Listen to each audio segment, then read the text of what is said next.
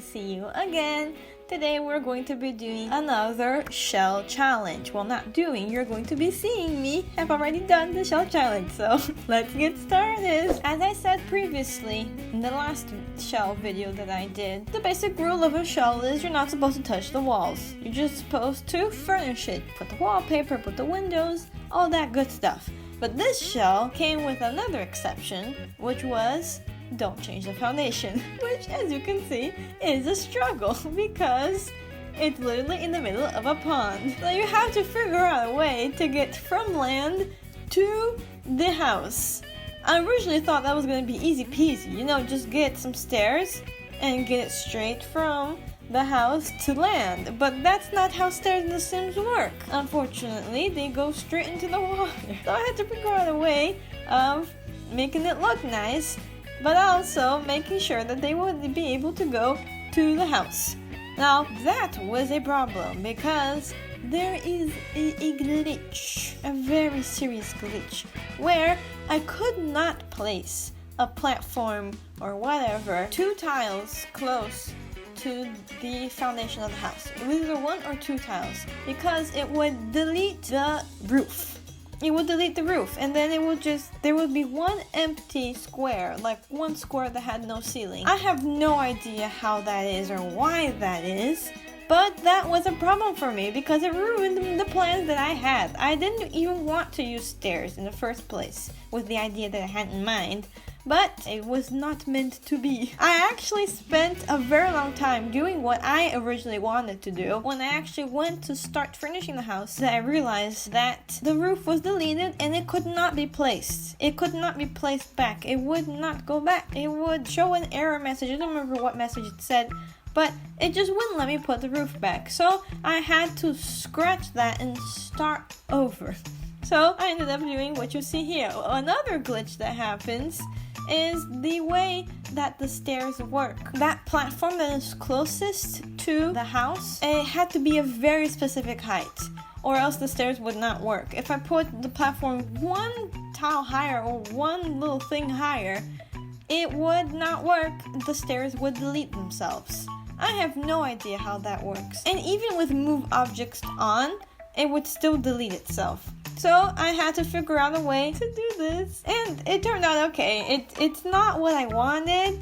It would have looked a lot better if I could have done what I wanted to do, but it turned out this way, and we're fine. We're totally fine. This house was very fun to furnish as well, but in this house in particular, I struggled with where to put the stuff. Since it's such a small house, you really have to utilize your space accordingly very well. You have to, put the stuff where they fit. I ended up changing the floor plan, like where I wanted to put things, a bunch of times, maybe 5 times, I don't know. In the end, I think it looked nice. Of course, it's not how I would have done it in real life because The Sims has certain restrictions, but it turned out okay, and I think it looks good. I hope you like it too.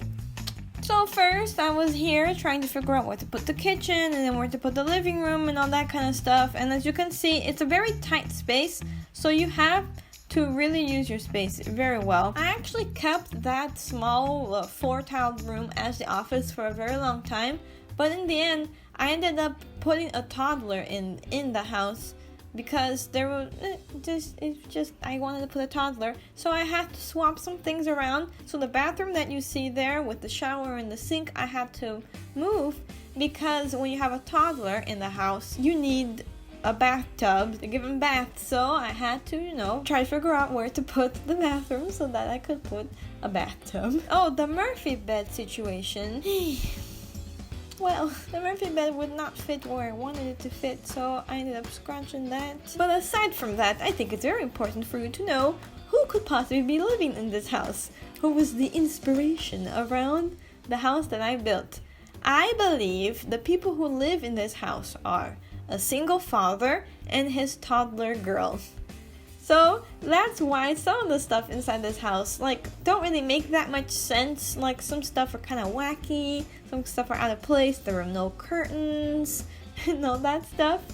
I think that is because the single father that lives here. And I'm not trying to be stereotypical or judgmental, but usually men don't really have that sense of necessities. Not like curtains are a necessity, but you understand what I'm trying to say. So that's why the house is built the way that it is. That's why stuff are placed in the places that they are, so that's why there are no curtains. And I also managed to make this house a starter home. So if you are interested in downloading this house, it is up on the gallery for you to download. My origin name on The Sims 4 is Katsuki Pion, the same name as this channel that you are watching right now. What a coincidence! So you can go check it out and download it if you wish to start your own challenge. It doesn't have to be a challenge, it could just be, you know, a one-shot kind of thing. But I think it would be pretty cool to actually have a single father and his toddler living their lives on this little house in the middle of the pond. You could place this house in Sulani. It would be super cute. I put it here because of the lot that Bird made. That was the exact same size of the lot. So I just know to make things easier, I placed the lot where it belonged. But yeah, feel free to download this house if you enjoyed it. And feel free to change it. You can put your own curtains. But the thing is, I made it a starter home. So if you would like, it is here for you. I'm giving it to you. Like I mentioned in the previous video, I like making sure that the furniture fits before I put the real furniture. So I just grab the first thing that shows up. The bathroom situation. I usually have move objects off just so I know that the house is functional. But in this case, that did not help because it said that the bathroom was functional, that I could have the bathtub, the sink, and the toilet in the same spot and it would work. But when I test drive it with a sim, she could not get to the toilet or the bathtub or the sink. So I had to swap things around once more. So I ended up putting the toilet in a separate room. I know that is actually very common in some places to have like a water house, I think it's called, where you have the toilet separate from where you take a shower or you take a bath. I mean, that makes sense, but also I've lived my whole entire life using the toilet in the same room as my toothbrush and I have not had a problem, and I believe you have also lived your whole entire life like that and you have not had a problem. So I did change the situation. I put the toilet in a separate room. There is no sink in that room because it could not fit. But your Sims don't actually really need to wash their hands after they use the toilet. They do that autonomously. So when I did test it, after my Sim finished using the toilet, she went to the kitchen sink to wash her hands, which is not a big deal. You can always just like cancel that interaction if you want, because it doesn't really make that much of a difference for Sims in general. It's not like they're gonna get like germs in their hands, and that's not how it works in The Sims. But just so you know, if you, a real person, are not washing your hands after you use the toilet, that is so gross, and I do not want you near me. Please wash your hands accordingly. And also, after this whole situation that we have had these past 2 years, washing your hands is critical. Please wash your hands. You are not a Sim. You have to wash your hands. Please. Like in the previous video, in the previous shell that I made, this style of house is not my style. Like I said, I am not a modern builder. I am more of a classic kind of person. I'm not like a mid-century modern style person. So this was not normal for me, but I still think it turned out okay. So it took me a very long time to realize that I did not put the floor. So as you can see, I'm putting it right now. I ended up going with the darker wood because I am a fan of darker wood. I just think dark wood is richer. Not rich as in money, but I don't know. That's how I think. And talking about the modern mid-century kind of thing, the Dream Home Decorator pack has so many good items. So many good items. I wish I was a mid-century modern kind of gal so that I could use these stuff in every single one of my builds, because it's just magnificent. And it fit perfectly into this build, so I finally ended up being able to use that furniture in this build. So if you do not have Dream Home Decorator, I highly recommend you get it. I have not actually attempted using the career. Some people say it's a bit glitchy, but I believe I would adore that career because I always did interior design for college because I love furnishing. So you can probably tell that I like doing these shells because I like furnishing houses. I like interior design. So if you're into that kind of stuff, if you're into mid-century modern furniture, if you're into, being an interior designer kind of person, highly recommend the Dream Home Decorator pack. It is very good. I believe it's worth your money. In my honest and humble opinion. In my previous shell video, I mentioned the problem of the matching love seat situation, or the lack of matching love seat. Well, in this case, we have a same problem in a different way, which is not having matching upper cabinets. You can have, a nice countertop, the normal cabinets that go on the floor, and not have the matching upper cabinets. And that is not good. I struggled with that, but it ended up turning out just fine. You just kind of have to choose countertops that have matching upper cabinets. It's life. If you're paying very close attention, you might realize that I ended up kind of running out of money, and then all of a sudden I got more money. I just cheated in some money into the Sims bank account so that I could finish building, but it still ended up being a starter home, as I mentioned previously, so it's not that big of a deal. So if you were paying attention, good for you. Congratulate yourself in the comments. I will congratulate you as well. Here's something I haven't done in a very long time in The Sims, which is stacking rugs together. I stacked some rugs, and it turned out to be a very nice rug. I usually don't do that, but I did that in this case, and I think it looked good. Oh, and here's me trying to fit a dresser into the house. I tried using the tiny living dresser, and that didn't quite work out. It wasn't tiny enough. So I had to go with another dresser.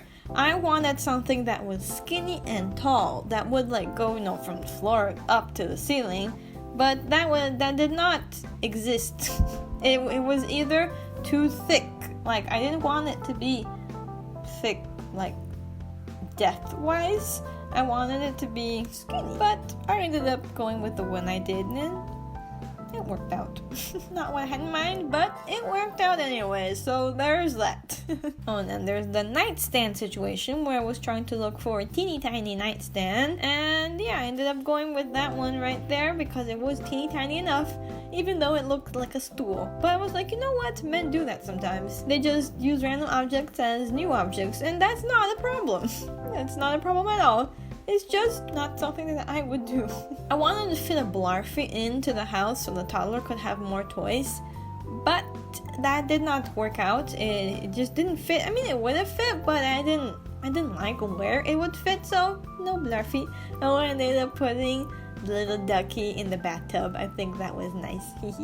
Something that I did in this build that I did in the previous shell is put, the table in the little corner near the window. I only realized afterwards that I was like, I think I did this previously, and I did. I did that in the shell that I did prior to this one. I think it looks nice, except this one has a lot more windows covering it. I don't see a problem with that. I think it would be very nice to sit on those tables and, eat your food.